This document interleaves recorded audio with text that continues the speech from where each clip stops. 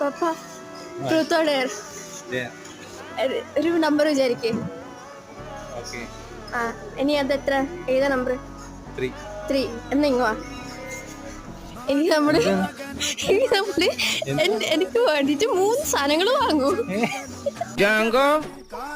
നീ അറിഞ്ഞ ഞാൻ പെട്ടു 3 സാധനങ്ങളാ. അപ്പൊ എന്റെ ഇഷ്ടമുള്ള 3 സാധനം പപ്പ വാങ്ങിത്തരണോ? ഏതാ സാധനം? ഏതാ അത് ഞാൻ കാണിച്ചു. അത് അച്ഛന് വാങ്ങിത്തരണോ? നീ ഒന്നും പണയണ്ട.